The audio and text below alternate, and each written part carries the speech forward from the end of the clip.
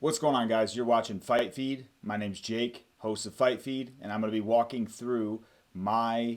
going through my reaction to the UFC Fight Night that happened on March 2nd. It was Gaziev versus Rozenstruik, and we're going to be going through not only my reaction to each fight, but also going through the picks that I had for each fight. To give you guys a rundown, on this fight night, I had a record of 7-3, which is actually not too bad. You're gonna notice when I made my video, unfortunately for me, I did it a little bit too early. And of course, UFC is a well-oiled machine. They had a lot of different changes that happened the week of the fight. And this is actually, the PDF I created is from their website. And I made this like Monday of last week. And so not really sure when all those different fights were made. But I will say, I'm going to give myself credit for the Vinicius Oliveira fight. I chose him to win. I know he didn't fight the guy he was supposed to, but I still chose him to win. Now, like the Ludovic Klein fight, that is not going to be part of this record because obviously I chose someone other than him. This is pretty weighted towards me, I guess you could say. But I don't think it's fair to for me to add that to my 7-3 record of the night,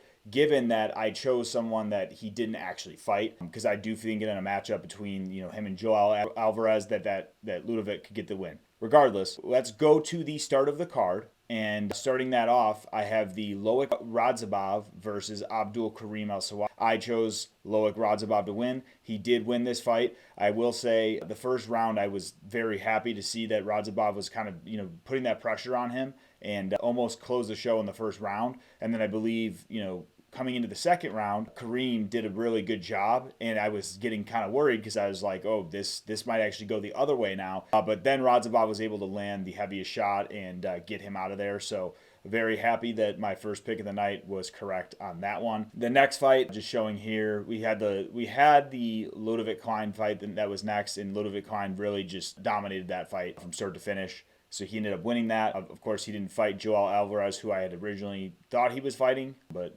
however, we move on. And I do think that the order of this is a bit off as well. If I'm not mistaken, I believe Christian Leroy Duncan and Claudio Ribeiro fought after the Radzhabov fight. So jumping into that one, I'm kind of jumping around here, but going into the Christian Leroy Duncan, he actually got the win as well, who I had chose. He just looked dominant from start to finish as well. Now, like I said, Claudio Ribeiro has that one-hitter quitter power. He definitely had tried to connect a few times, but I was really shocked with Christian Leroy Duncan's ability to move around the cage. His footwork looked beautiful, and right off the bat, I really liked the spinning elbow that he did. He was just kind of putting together whatever he needed to and whatever he wanted to get that win. And he looked very, very good for middleweight. So I am excited to see what happens next with him. Jumping into the next one, we got Vinicius Oliveira and his actual opponent. Let me just pull this up real quick because I need to make sure I have the correct name here because I can't remember his exact name. Pulling it up.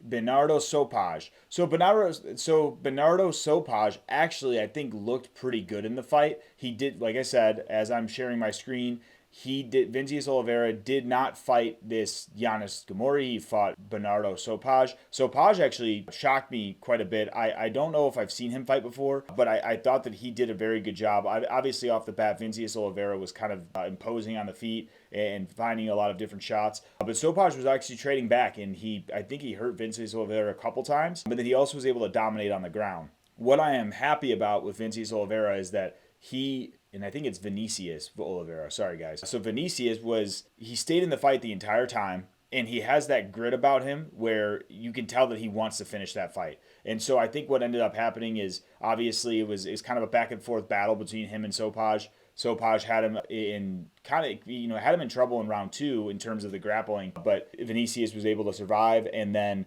coming into round 3, Vinicius and Sopaj kind of had some back and forth exchanges, and they went to the ground a bit. And then Vinicius found that kill shot. Sopaj, I think, at the end was just wilted by the cardio aspect. I believe he took this fight on a week's notice or less, so I don't really fault him for that. But the fact that Vinicius was able to land that flying knee, that was brutal. And honestly, I don't think that throughout that fight until that last shot, that Sopaj really was like about to be out of there in terms of getting KO'd, but that flying knee was just fucking brutal. So it was a great, great win by Vinicius. But I think that Sopaj also has kind of built up some stock for himself too, because I think it was a tough fight and he took it on short notice and he looked very good. So I don't think that although he got flatline KO'd that he has lost much stock in my eyes anyways. All right, so based on that, I've currently kind of going through these picks. I have 3-0 with these picks, right? So now we're going to dive into my first loss of the night, which I believe most MMA content creators and just analysts alike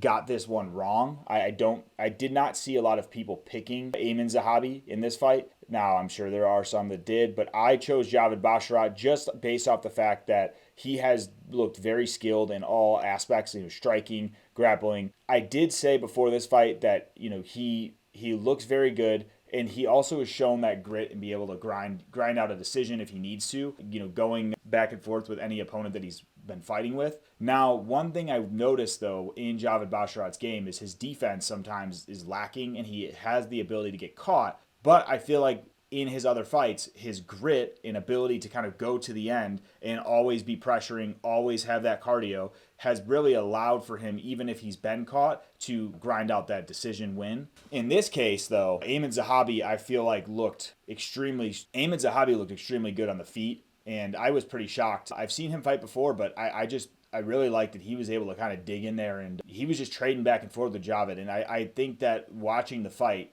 obviously you could argue it could go either way. I actually do think that Amin Zahabi won the fight watching it. Of course, I was a little bit biased wanting Javid to win just because I picked Javid to win. But I will say that Amin Zahabi, when he was exchanging with Javid and landing shots, I think Javid they were just more of the shots just looked a lot more damaging from my perspective. The other thing that the other thing I want to call out with this fight is that, and this is something the commentators had mentioned, is that during the fight when Amin would land a shot, even if it wasn't that significant of a strike, everyone in Amin's corner would scream, right? They're like, "Hey!" Like every time he hit Javid, there was some type of reaction, whether it be Javid's head snapping back, Amin Zahabi's corner screaming, or both of them at the same time, right? Like it's happening all at once. And I do think that can also help. Obviously, we've seen in the past lean judges' decisions, but overall, I think that Amin definitely got that win. So that brought me to 3-1.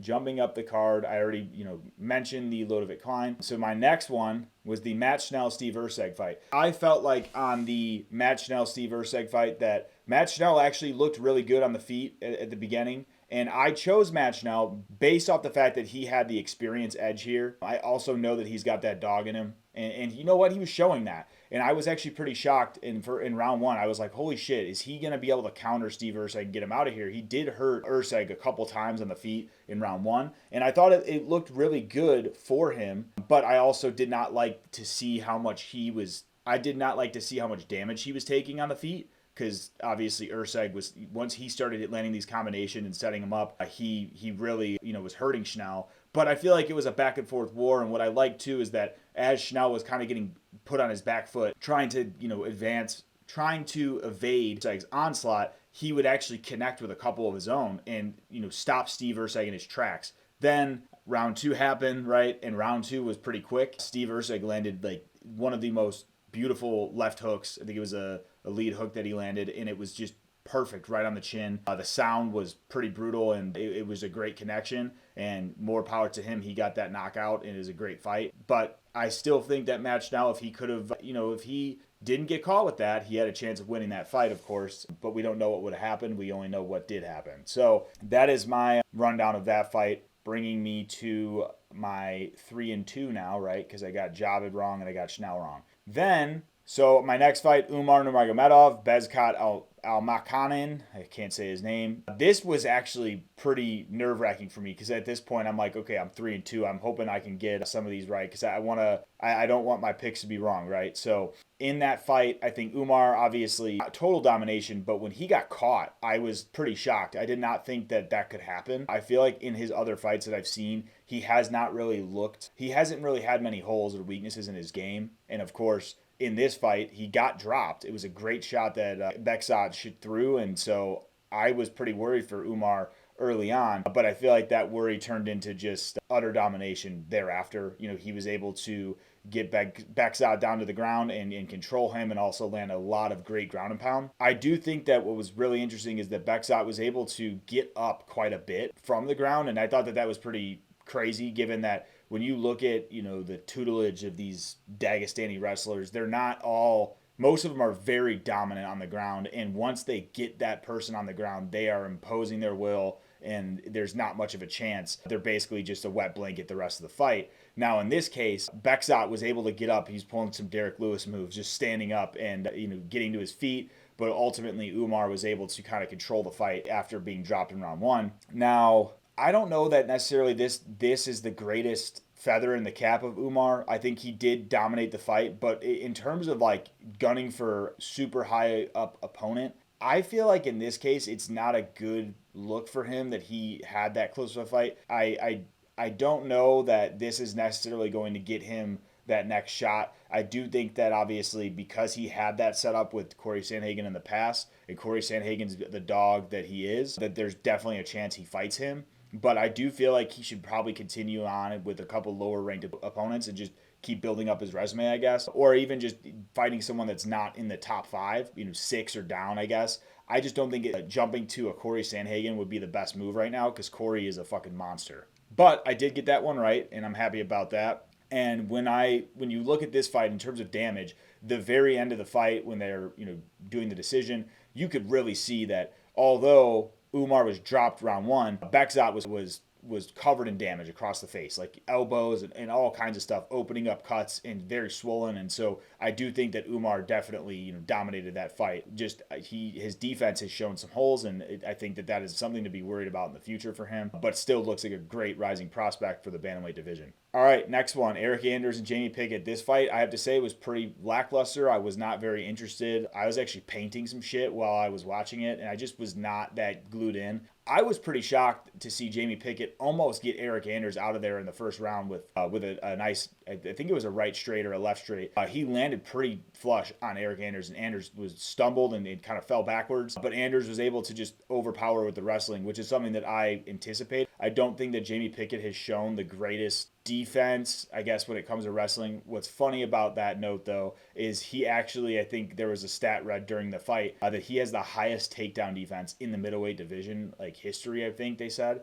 which is crazy because I feel like when I see him in these fights with these wrestlers and grapplers that he ultimately gets overpowered and loses the fight. But I think that another thing that was mentioned is that he was actually making this fight his last fight and planning to retire, which I'm happy for him that he's able to do that. I hope that he's able to provide, a good life for his family and everything, and that he has a good amount of money saved and whatnot. I know that it's kind of a contentious point with fighter pay and stuff, and I definitely want these fighters to make as much as they can. I think there's a lot of elements to it, of course. If every fighter is being paid a insurmountable dollar amount, then these fight cards that we have every weekend, that we're so blessed to have every weekend, just don't happen as much, right? I mean, look at boxing.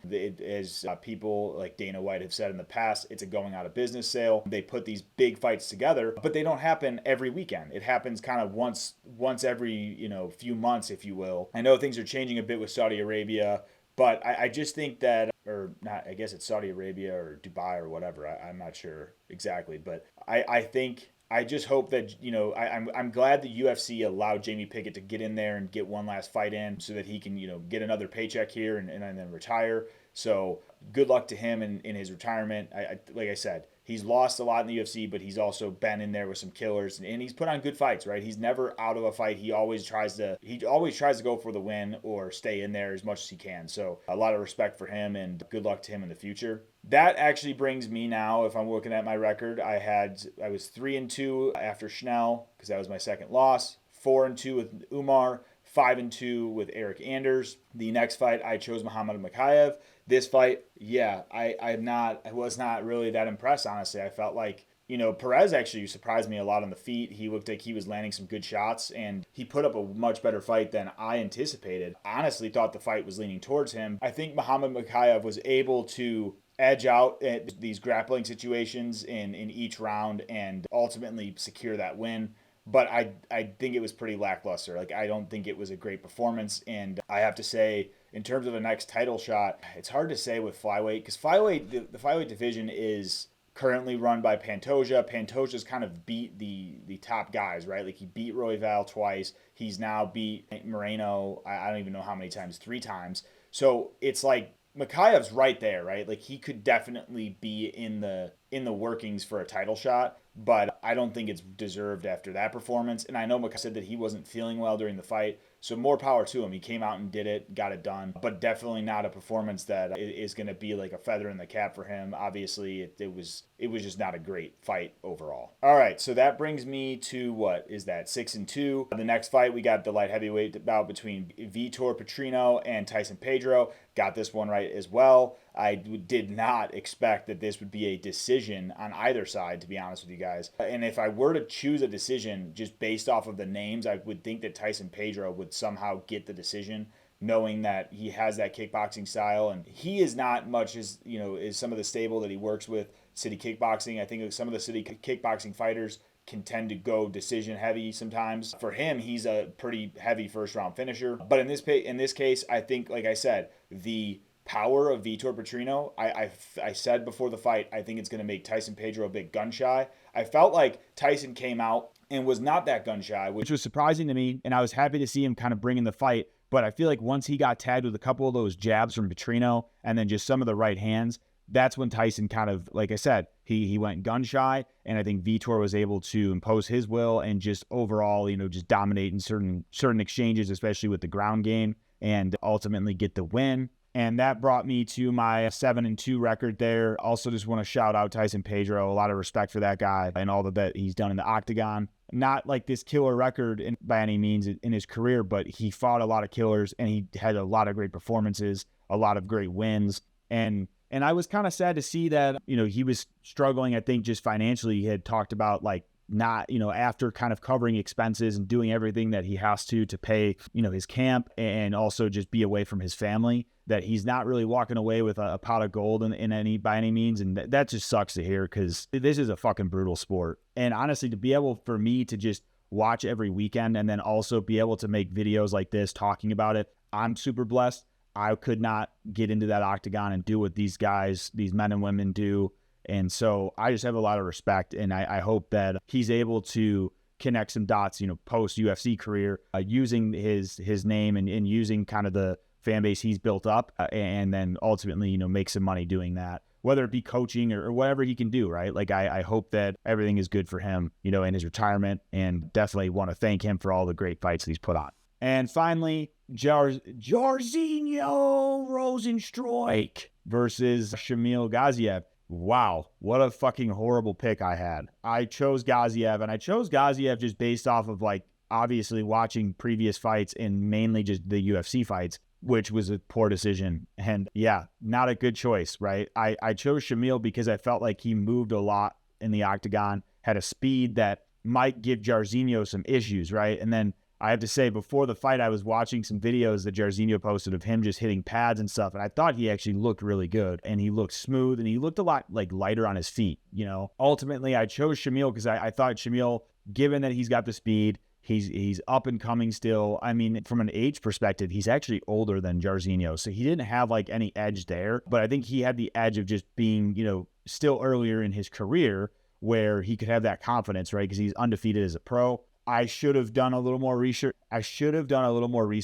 Shamil and some of his background fights, prior to UFC and stuff. But in this case, I was kind of sold. I was buying into the hype train, I guess, if you will. And like the heavyweight division is kind of a light division in the sense that like you can have a couple, maybe even like at this point, he had like one solid win as a pro in the UFC. And then he's getting the number 12 guy. So I think that there's a lot of opportunity there for heavyweights. In this case, I should have done a little more research. Jairzinho was able to get it done. And I was actually pretty surprised with just how much cardio Jairzinho had through round 4. And like, I feel like he could have kept going even after a round 5. So Biggie boy, love watching that guy fight. I know he's had some lackluster performances in some of his losses, especially like when he fought Cyril Gane. It was pretty boring back in the day, but Jairzinho can fucking lay it on somebody. And he was really tagging Shamil with that jab, and Shamil just did not know what to do with it. He fucking bounced his head off the cage after he tried to do his first takedown, which just looked horrible. Like, that is like some shit that I have to think that when you're in the octagon is pretty demeaning, where it's like your whole game plan is to get this guy to the ground.